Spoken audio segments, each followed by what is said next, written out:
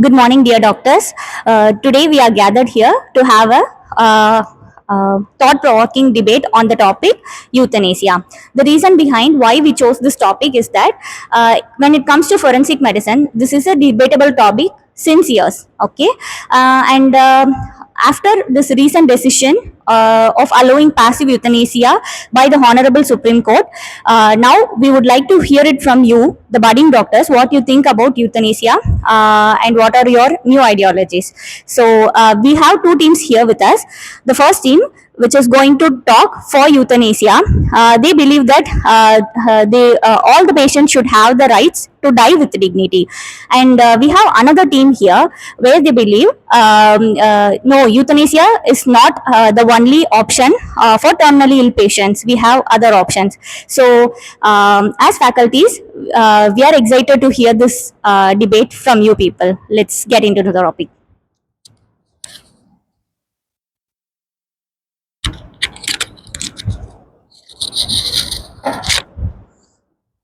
Good morning, respected judges and my fellow speakers. I'm Sudiksha and I'm here to stand firmly for euthanasia. And joining me are my team Nitin, Lakshmi, Sneha, and Srimati.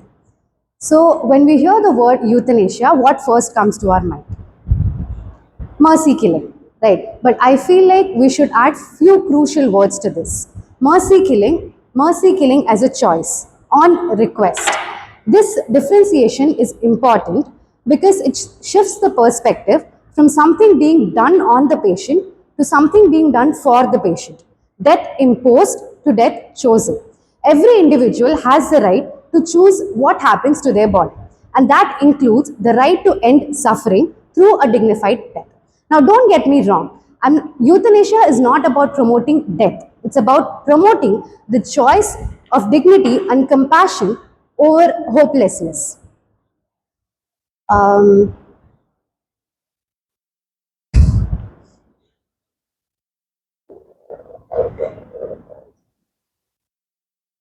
so now let's hear what the other side has to say otherwise.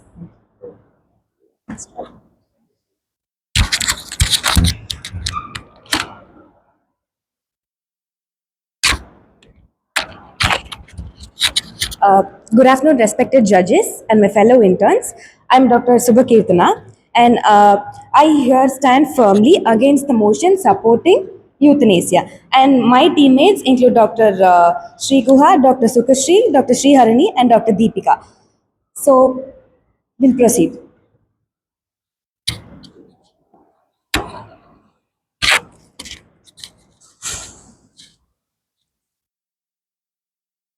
Good morning, respected judges and fellow speakers.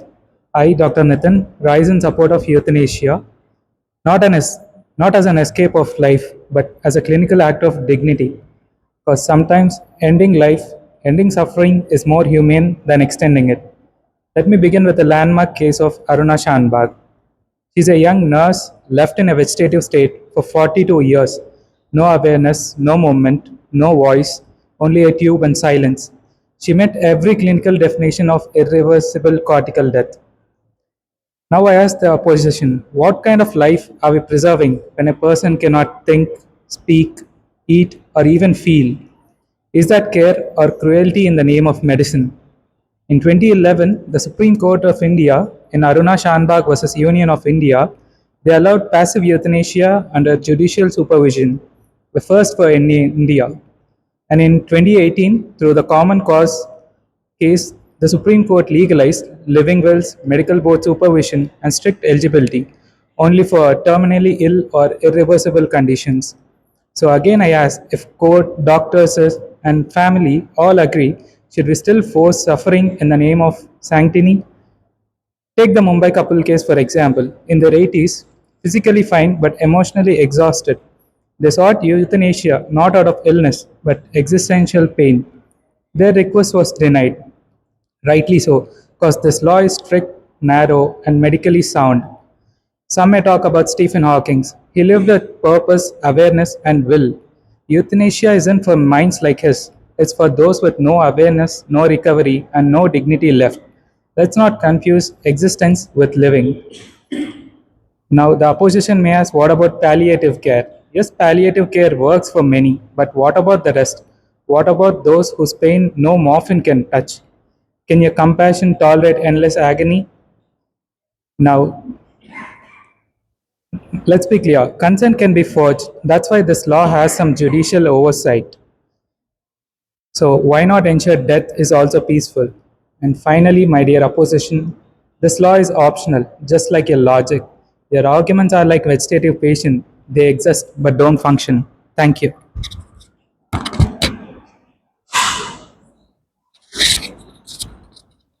So now we heard about euthanasia from Aruna Shanbaug till Stephen Hawking's. Okay, let's see what the against team are going to deal with.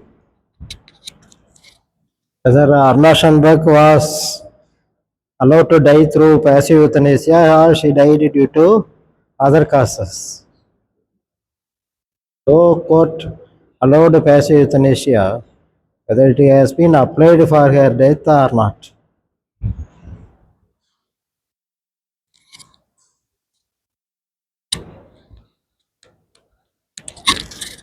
Good morning, respected judges, fellow speakers, and dear audience. I am Dr. Sri Guha. Today I stand here to speak against euthanasia because I believe life is a precious gift and no one has the right to take it away. As Dr. Nitin has spoken in favor of euthanasia, I stand against it because euthanasia may seem like an act of mercy, but it opens a dangerous door, one that can lead to misuse, pressure, and injustice. If we allow the killing of the terminally ill, what stops it from extending to elderly, disabled, or mentally ill?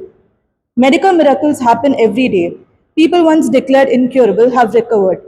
If we choose euthanasia, we might take away someone's chance to live even one more meaningful day. Euthanasia may end suffering, but it also ends hope. Instead of ending lives, why don't we focus on better care, pain relief, and emotional support? That's what palliative care offers dignity and comfort without ending life. Is dignity found in death or in how we treat them while they are alive? Even if a person can't speak, move, or respond, they still matter. Their presence can bring love, memories, and meaning to a family. Ending their life may lead to guilt and trauma later. Even if a take the case of Arun Shanbaug. She was in vegetative state for more than 40 years. Many called for her life it to end, but her caregivers chose love and care over death. Her life taught us that even in silence, a person matters. Euthanasia sends a cruel message. Your life is not worth living. But who gets to decide that? Every human life has value in sickness, in pain, in silence. Choose care, not killing. Choose love, not loss.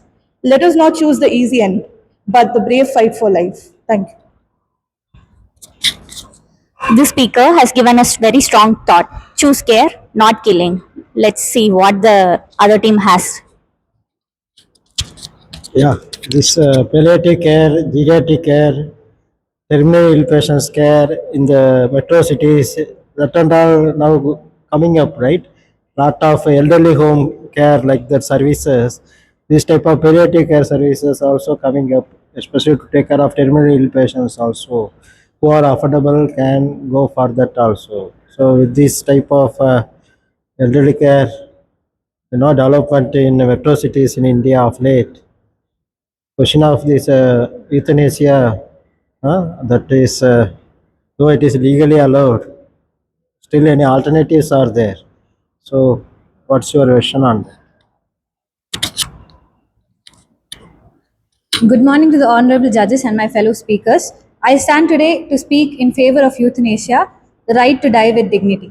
Euthanasia comes from a Greek word, eu meaning good and thanatos meaning death. Literal meaning is good death. And isn't that what we all want for ourselves and the loved ones? A peaceful, dignified end instead of a painful, drawn out suffering. Like Dr. Nitin said, Article 21 of the Indian Constitution guarantees the right to life and personal liberty. And in 2018, the Supreme Court expanded it to also include right to die with dignity. Dignity, like Dr. Sri Guha asked, is dignity found in death. Dignity is not just about being alive or in death. Dignity is about having control over our own body, our own mind, and moreover, our own choices. Modern medicine upholds autonomy as one of its core principles.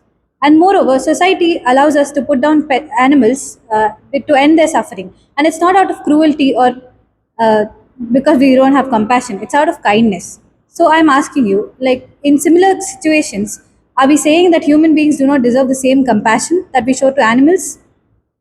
Some argue that it's harmful, but let me ask you, what is more harmful? Seeing someone you love lose themselves in painful suffering, or letting them pass away in peace? Euthanasia gives people what philosopher Dan Brock called a psychological insurance, the peace of knowing that you won't be trapped in pain forever. It is a right rooted in empathy, ethics, and law. In closing, I would like to say that euthanasia is not just about ending one's life, it's about ending pain and suffering and giving them the final act of freedom, the right to choose themselves. Thank you.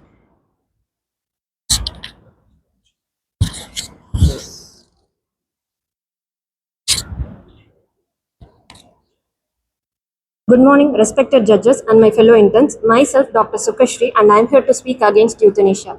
As Dr. Sri Lakshmi said, society permits animals to put down when they are suffering. Animals don't choose euthanasia, it is being forced upon them. If euthanasias need to be legalized, then there's a possibility of misusing the euthanasia by family members and relatives, which will lead to killing a mercy, not a mercy killing. In India, when research was conducted among 191 advanced cancer stage patients, among these, while three only gave a voluntary decision, while others were bound to give consent. In Kerala, a COVID-19 patient was isolated. A nurse filled hand gloves with warm water and tied in a patient hand, representing humans' warm touch could heal them faster. People in terminal stage are already ill. Why we want to make them still mentally ill? Manipulative decisions are more harmful than a willful pain. People want to be looked after by enthusiastic, compassionate, and humanistic team of health professionals. So, right to live will be overcome and reality before right to death with dignity. Let's care, not kill. Thank you.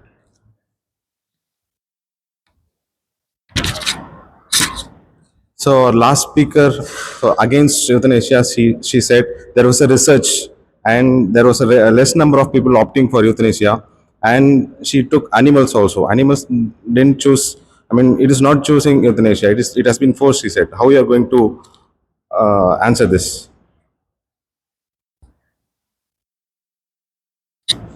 Good morning, respected judges and my fellow debaters. I'm Dr. Sneha and I stand in favor of euthanasia. With empathy, ethics, and human dignity at its core, it will argue that euthanasia, when regulated and voluntary, is not an escape but an fact of love, respect, and humanity. With that, the fellow speaker, Dr. Sukashri, mentioned about the nurse, which was beautiful and helped comfort the patient, but it did not cure or remove the physical pain experienced by the terminally ill. So, allowing euthanasia can be seen as an act of compassion and humanity. Sometimes ending life is a compassionate medical option. So, they also mentioned about the misuse of euthanasia. So, every law has its potential to be misused. So, implementing the strong laws and regulations, we can overcome it. So, like by applying strict eligibility criteria, mandatory psychological evaluation, multiple medical options, time-bound consent process, oversight by ethics committee, and ban on euthanasia for financial or social reasons, and transparent record keeping. And my fellow speakers, Sri Guha mentioned about the palliative care. There's a study published in the Lancet Oncology in 2011 found that 19% of the terminally cancer patient had severe pain that was unrelieved despite the best practice in the palliative care. Doctors already make life or death situation in the critical care. Euthanasia is more transparent and ethical version of it. Euthanasia also encourages organ transplantation.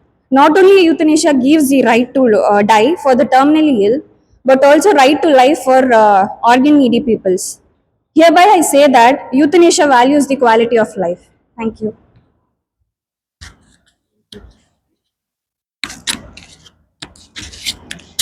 Let's hear what the opposition has.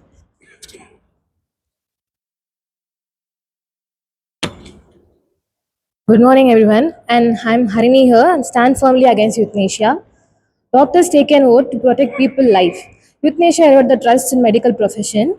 Emphasizing euthanasia might reduce the investment in advanced palliative care or pain management, which can provide comfort without ending the life. Many requests of euthanasia may stem from treatable depression and anxiety. It is not a true informed consent. I raise a question here. Should a doctor be a healer or life taker? And do you really think medical diagnosis are always 100% accurate? For example, Stephen Hawking, a wheelchair-bound scientist, diagnosed with amyotrophic lateral sclerosis in his 20s, but he have lived for more than 50 years, he reshaped physics forever. If euthanasia had been an option, humankind may have lost a genius forever. As Sneha said about organ transplantation, euthanasia may be encouraged not for mercy killing, it's for medical utility, and we should avoid that. In case of where new treatment breakthroughs such as gene therapy and immunotherapy have extended the patient's life, those who euthanasia may miss out on this advancement. Instead of choosing euthanasia, I prefer advancement in medical care. In some cases, doctors overestimate the time to live. For example, patient given weeks or months, but they tend to live for more than years. And organ donation must always be freely given by someone whose death is natural, not scheduled. Thank you.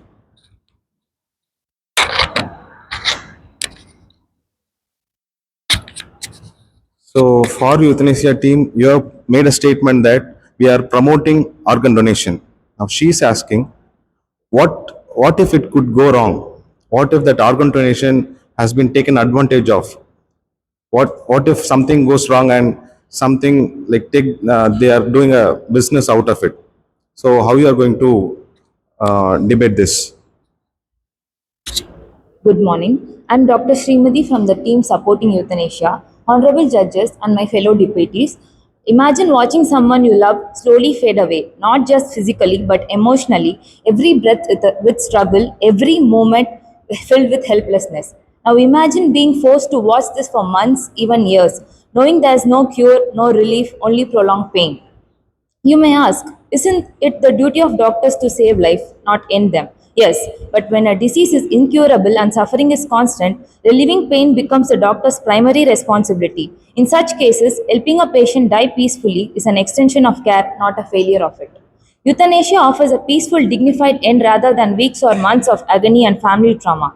I stand in strong support of euthanasia because it provides relief not just to the suffering of the patient but to their families who silently bear the emotional and financial burden. Overburdened healthcare system. In a country like India where medical resources are limited and healthcare access is unequal, euthanasia can help allocate care and money more justly and effectively. India has a doctor-patient ratio of 1 is to 1,511. ICU beds and ventilators are limited and often reserved for end-stage patients with no chance of recovery. Why should a terminally ill, unconscious patient occupy a bed for months when another person with a curable illness is waiting for care? I would like to state some statistics. 70% of India lives in rural areas, but 80% of the specialists are in urban hospitals. Public hospitals face overcrowding, long queues, and lack of funds. Prolonging life in irreversible cases ties up vital manpower and equipment. When every ventilator counts, should it be used to prolong suffering or save a life that can be restored?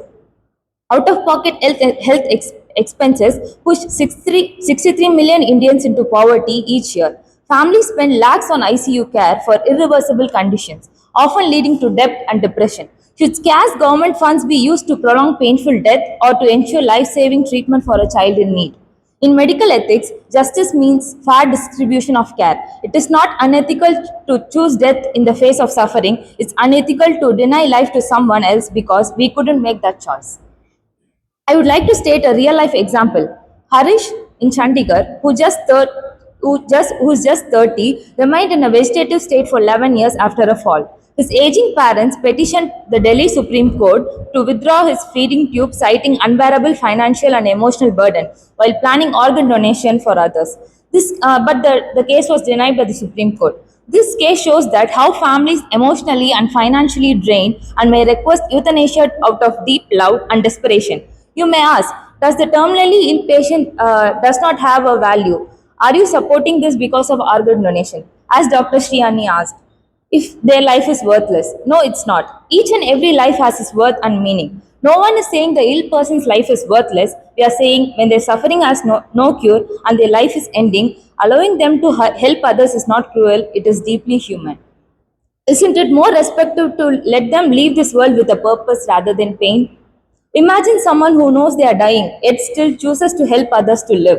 That's not devaluing their life, it's making their death a gift to a life, not about trading one life to another.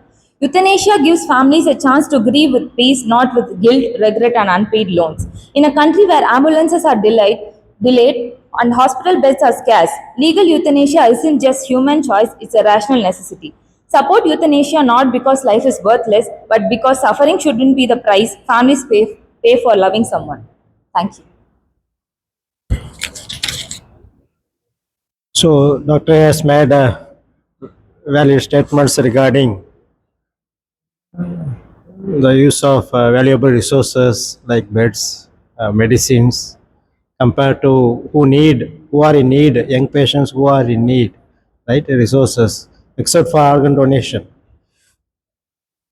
So, how are you going to defend these who are terminally ill, no scope of life, right? Especially with limited resources in countries like India, what is the need of prolonging, occupying the bed? The doctors are in scarce, especially in the rural areas. Their focus should be on those who are in need instead of daily spending time and resources with these patients who don't have any scope of revival.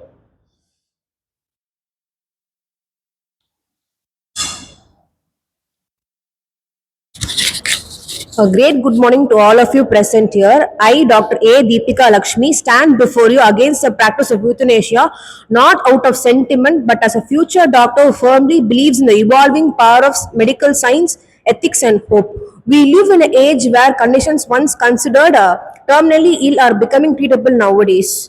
Imagine the advancement the near future might bring us. New opioid patches are now being offered to relieve pain with fewer side effects. Intrathecal pumps are now being used to deliver drugs directly to the spinal cord, providing direct and effective pain relief.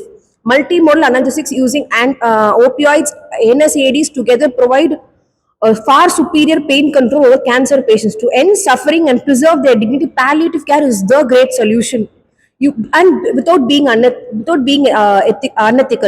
In 2023, ISMR guidelines support the integration of palliative care in every government hospital.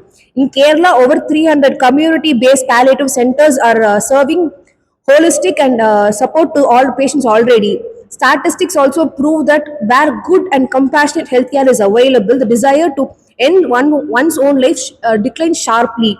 Many patients requesting euthanasia might be actually be requiring psychiatric care, not death by itself.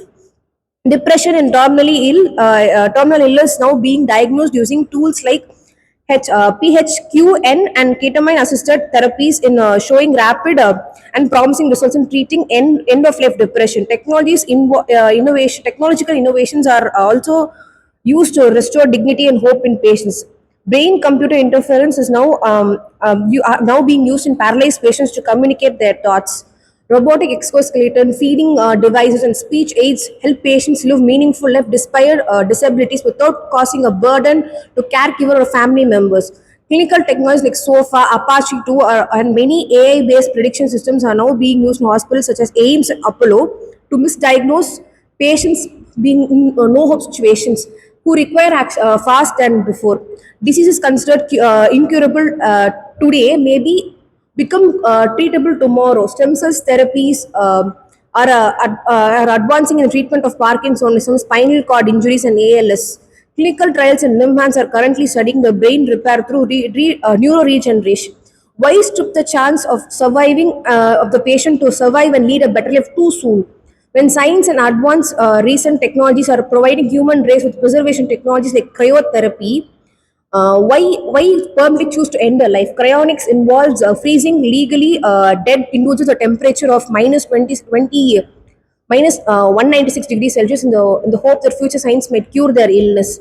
If death itself becomes irreversible, the whole concept of euthanasia becomes obsolete. I finally want to conclude my argument by stating euthanasia ends a life, but not solution itself. Science, ethics, compassion solves the problem without killing the patient. We as future doctors must believe in the preservation, progress, and possibility, not surrender to the mere absence of current care or cure. Let us never be trained to kill, even when the path is hard. When the roads get bumpy, we don't leave the car. We just put the seatbelts on. Let's support their journey, not end it all by once. Thank you.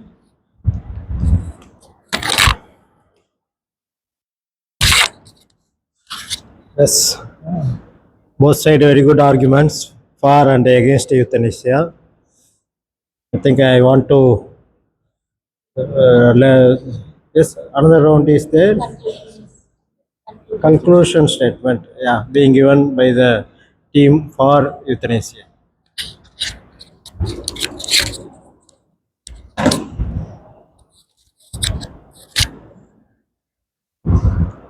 Dr. Sriharini mentioned that as a doctor, are we a healer or life taker? I'd rather be a healer by giving them the option of euthanasia than to be a suffering prolonger. Dr. Deepika mentioned stand in support of the patient. Support of what? When the patient is in incurable pain, no palliative care can cure their pain. What are we supporting? The pain, the suffering? I'd rather not. And she also mentioned about advanced therapies and technologies. But let's get real. Most of these experiments, most of these treatments are still experiments and painfully expensive. With India having 350 million population in the middle class, not everyone can afford their hopes on the therapies that cost lakhs and even crores. So let me draw a parallel to a similar situation. MTP Act 1971 amended in 2021. According to this act, it includes termination of fetus at any gestation age if there is fetal abnormalities. So let me ask you, a fetus who does not yet understand the pain, dignity and suffering, we can allow the termination of a fetus. Can we not do the same for an adult who has lived through the pain, lost the dignity and suffers without any hope?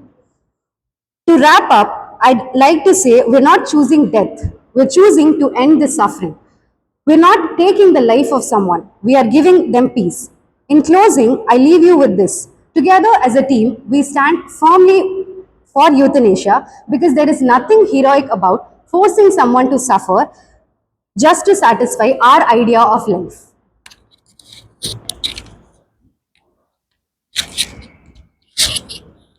So, Madam told the points in favor of euthanasia.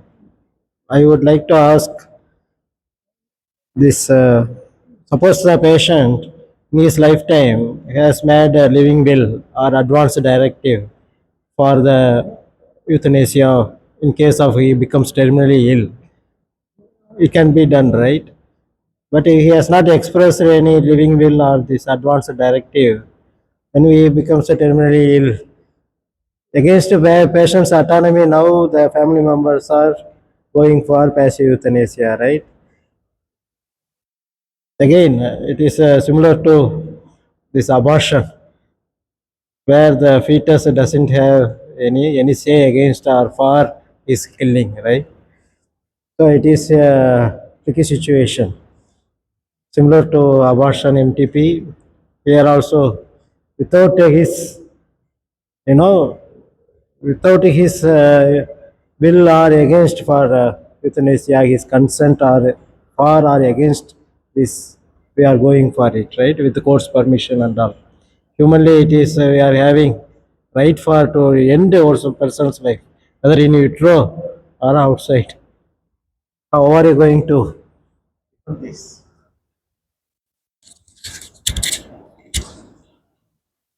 So, as a medical professional, we doctors are guided by the Hippocratic Oath, which has formed the ethical foundation of medicine for centuries. One of its core tenets states, "I will not give a lethal drug to anyone if I am asked, or will I advise such a plan." This oath is not just a tradition; it is a reminder that the role of a doctor is to heal, to relieve suffering, but never intentionally take a life. So now, you doctors are talking about dignity, right? So, is dignity really achieved by death? No. True dignity is not in ending life, but how we support someone who has been suffering with love, respect, and proper care. The society that sees death as the only way to preserve dignity is failing its people. Um, so instead of advocating for death, we should be advocating for better palliative care, more accessible mental health support, and a stronger social system. And again, about the financial burden. Don't you doctors feel that this financial burden is not our fault? It is the defect in the healthcare system. It is the responsibility of our government to take care of it. And as doctors, it is not our duty to decide or to end a life. It is their responsibility, and we should be improving. The government should be improving all these system. So yeah, again, consent. Here, when a patient is terminally ill, they are being subtly pressurized into choosing euthanasia. They are not mentally perfect.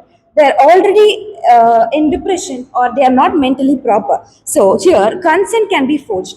Coercion can be a must. So this is not just about ethics; it's about justice. Again, yes, sir. I'm talking about the consent only.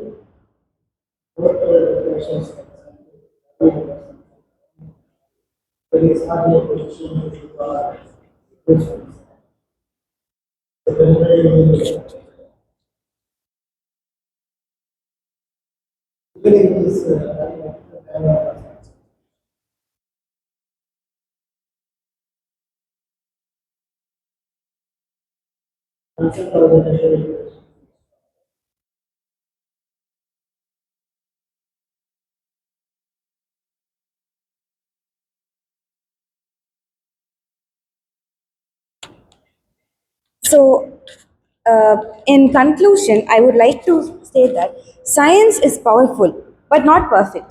People who have been declared dead have come back. Patients once considered hopeless have recovered. When we allow euthanasia, it's basically like telling people you're better off dead. But what if we tell them instead, you still matter? We'll fight for your comfort, not your end. True compassion is not about ending life, it's about standing by someone until the very end, no matter how hard it gets. Euthanasia is irreversible, life is sacred. In this debate, we are not choosing between pain and peace. We are choosing what kind of society we want to become. Let it be the one who protects the vulnerable and not the one who eliminates them. Thank you. So both side very good arguments. Congrats for both the sides.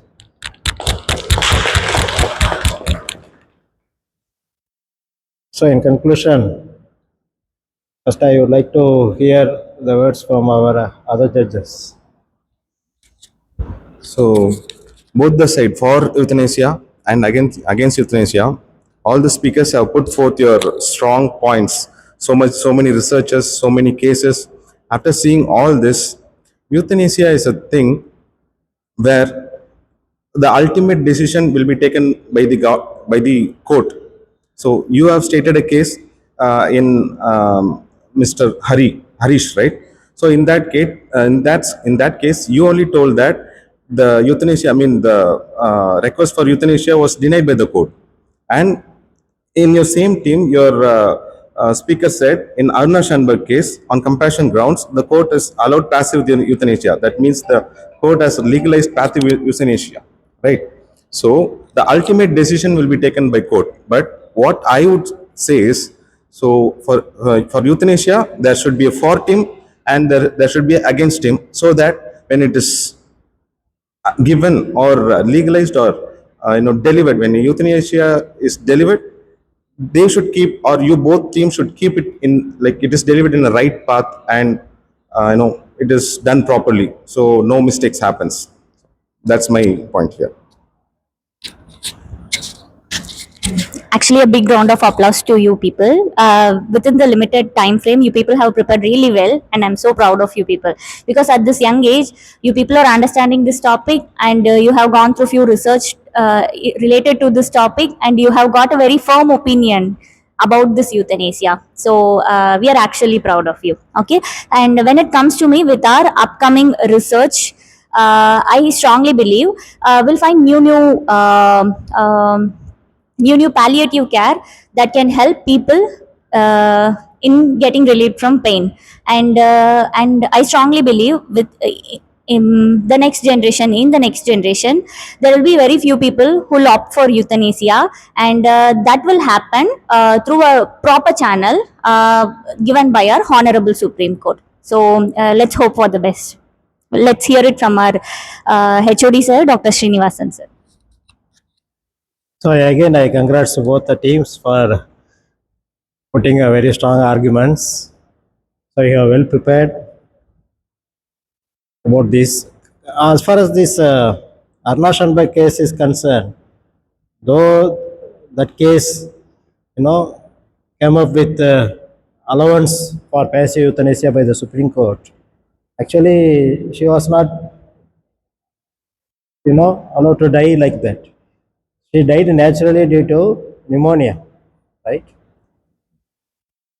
Similarly, with the current concept of this getting permission from High Court, which again depends on opinion from medical board, whether it is incurable and that is the only option, then with the High Court permission can be done. But these are all not commonly done, right? In spite of this legal allowance, it is being commonly done. This only rarely it is being done. But the villages, the rural areas, still this type of even active euthanasia illegally being done by some so-called Dr. Deaths or specialists in euthanasia are there with some anesthetic drugs overdose. They are doing active euthanasia also. Those terminally ill patients beyond very old people, chronically bedridden, like that. Sometimes the family members cannot take care of them also. They have to focus on other members, other activities, routine daily works. Elderly people keeping and within the home who cannot afford palliative care in outside establishments. This actually it is little difficult in day-to-day practice. Giving care to the terminally ill patients at the home from morning to night, right? 24/7. It is somehow difficult only.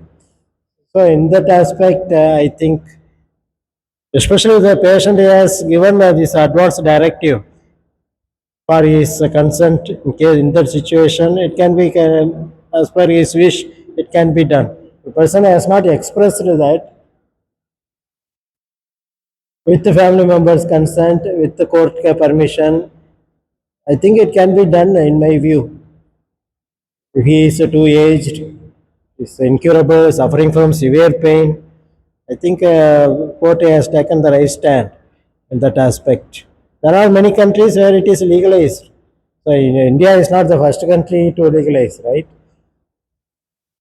I think in that aspect, law is so far okay for, in my view, who are against euthanasia may be having the further modifications